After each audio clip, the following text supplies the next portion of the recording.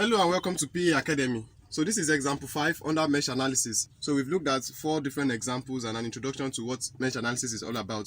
So if you have watched the last previous video, I want to believe you should be able to attempt this. This question is similar to the one we looked at in example 4, just that the position of the items are different.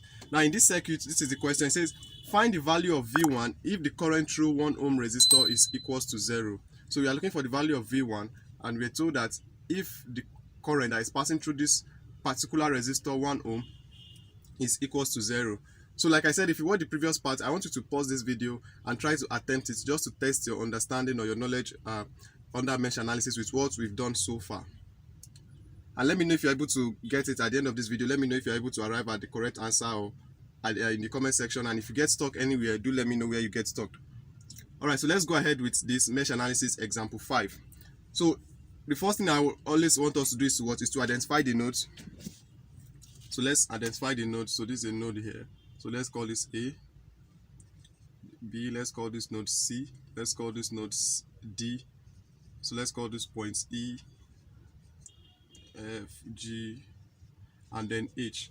So the next thing we are going to do is for each of this mesh, remember, I want to believe by now you should know what a mesh is and how to identify mesh. So we have 3 mesh here, 3 meshes, 1, 2, and 3. So what we are going to do is we are going to pick a current direction for each of those mesh. So if you are following, you notice that I do pick a clockwise direction. So you can decide to just to test your understanding proper. You can look at some of the previous example we've done. You can also switch the current direction and then solve using Kirchhoff voltage law. You notice that we are still going to arrive at the same answer. Your polarities might be different, your direction might be different, but at the end of the day, if you are going to be having similar answers. All right, so in this direction, and you can also have more than one direction in a circuit. For example, I can decide to use clockwise here, anti-clockwise here, and take clockwise here. I can play around with it. You are still going to, if you follow the right step using Kirchhoff voltage law, you still arrive at your answer. All right, so using a clockwise direction here, so this is mesh 1, and then let's take the current here as I1.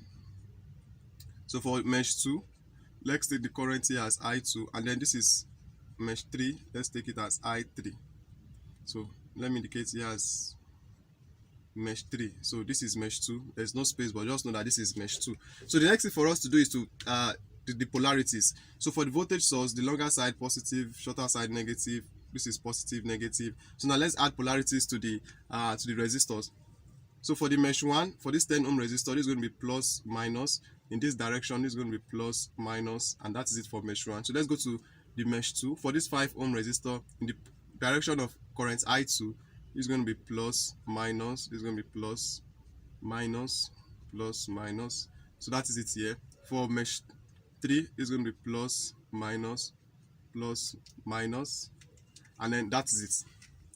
So the next thing is we are going to be applying Kirchhoff voltage law to each of the mesh. So let's start with mesh 1. So for mesh 1, the path for mesh 1 is A, B, G, H, and back to A. So that will be A, B, G, H, and then back to A.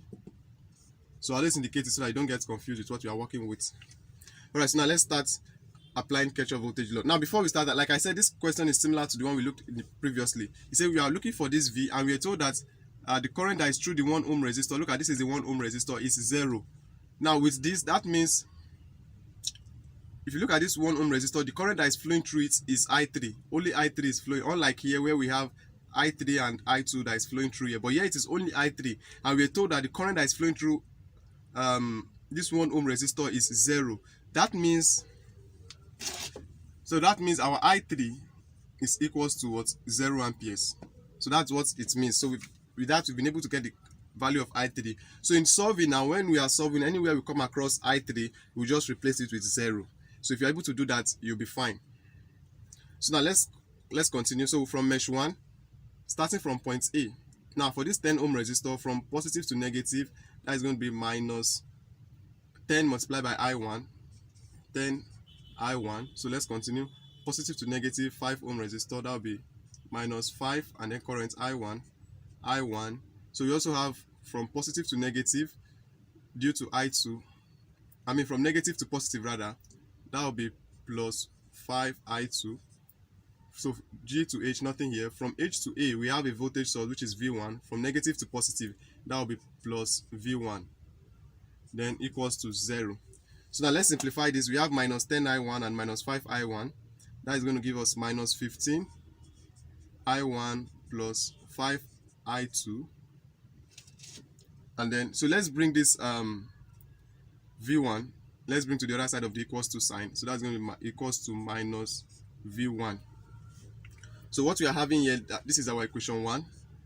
So let's take this our equation 1. So now let's go to mesh 2.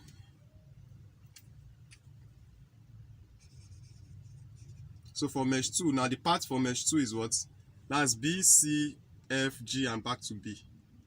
Right, so that will be B, C, F, G, and then back to B. So that's a closed path. Alright, so for mesh 2, start from B. So the first element you are coming across is what is the 2 ohm resistor. So from positive to negative, that is going to be minus 2I2. And then for the 3 ohm resistor, from positive to negative, 3 ohm resistor current I2, that's going to be minus 3I2. Also from positive to negative, 3 ohm resistor, but the current is I3, that'll be plus from negative to positive. So plus 3I3. So from F to G, there's nothing here, but from G to B, we have a 5 ohm resistor. So that will be from positive to negative, that will be minus 5, and the current is I2.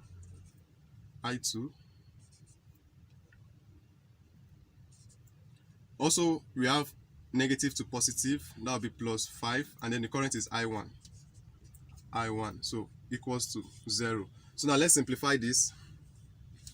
So the ones with I1, let me make the I1 come first. So that will be 5I1. So the one with I2, we have minus 2I2, minus 3I2, minus 5I2. That will give us minus 10I2. So minus 10I2. So let's look at the I3. Plus 3I3 equals to 0. Alright, so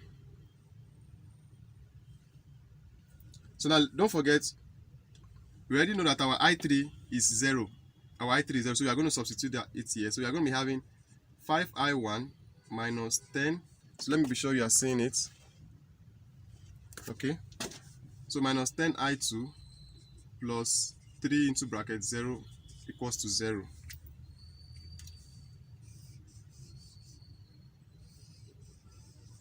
So let's continue on the other side. So this will be giving us 5I1 minus 10I2 is equals to 0. Don't forget 3 times 0, that's 0. So we are going to be having this. Now we can simplify this further as having 5I1 is equals to 10I2. Remember, if this minus 10I2 should come to the other side of the equals to sign, it becomes positive. So we are going to be having something like this. So with this now, we can also see that 5 is common to both. So we can divide both sides by 5. So divide both sides by 5. So in doing that, we are going to be having 5I1 over 5 is equals to 10I2 divided by 5. So this can cancel this. 10 divided by 5 give us 2. So we are going to be having I1 is equals to 2I2. So this here we are going to be taking it as our equation 2. So this is equation 1 here, and then this is equation 2. So we have two values, right? We have equation 1 and equation 2. So I want to rub it off so that we can go ahead and analyze mesh 3. No, after analyzing mesh 1, this is what you're able to arrive at. After analyzing mesh 2, you're able to get this value. So let's go ahead and do that of mesh 3.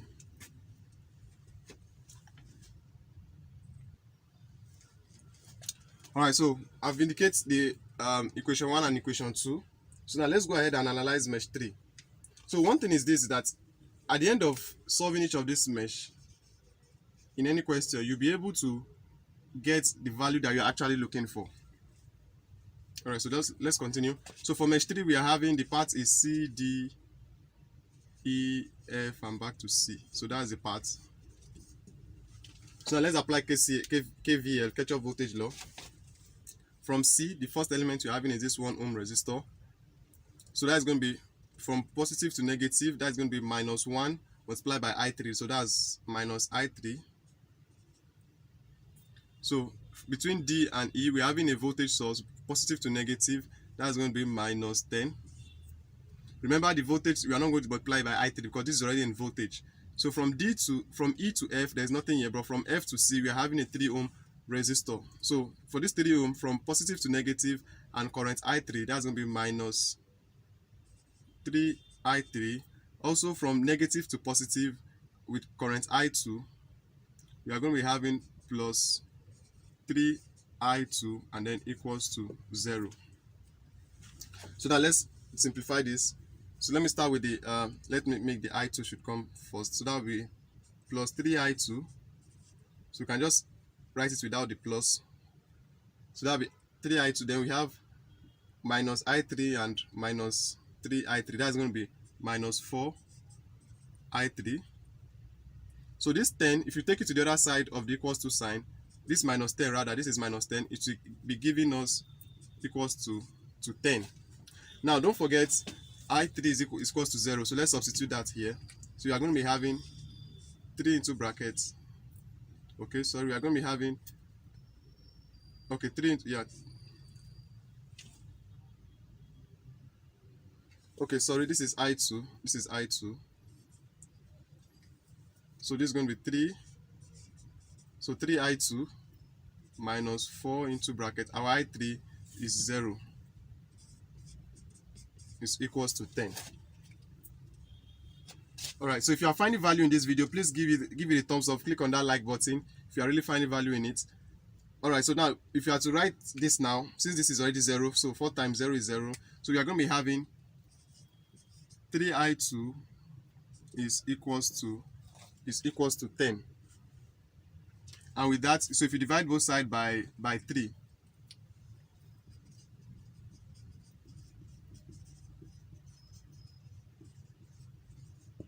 so in dividing both sides by 3, we are going to be having 3I2 divided by 3 is equals to 10 divided by 3. So if this cancel this, so we are going to be having our I2, that will be 10 divided by 3 will give us 3.333 ampere. So that means we've been able to get the value of I2 to be 3.333 amperes. Now, this is another, so you can just take this as our equation 3. Are we following? So let me just indicate this here. So you can also note this down, so we can just compute the values and then we get our answer.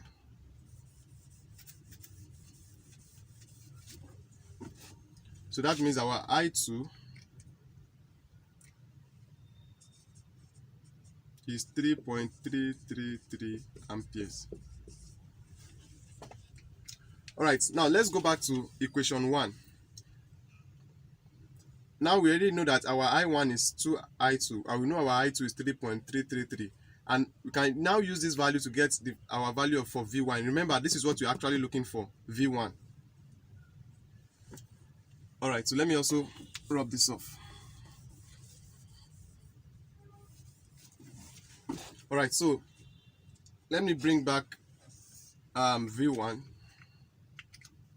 So this equation 1, I can also write it here as minus V1 is equals to minus 15 I1 plus 5 I2. So now let's substitute the value of I1 and I2 into this equation. So we are going to be having minus V1 is equals to minus 15 I1. The value for I1 is 2, minus 15 into brackets 2 I2 plus 5 I2. Are we following? So that means we are going to be having minus V1 is equals to, so minus 15 times 2I2, we are going to be having minus 30 I2. Now you can go ahead and add it straight away from here, but I don't want to skip any step. You can go ahead and just substitute it from here, but let's just continue. We are still going to arrive at the same answer, plus 5 I2.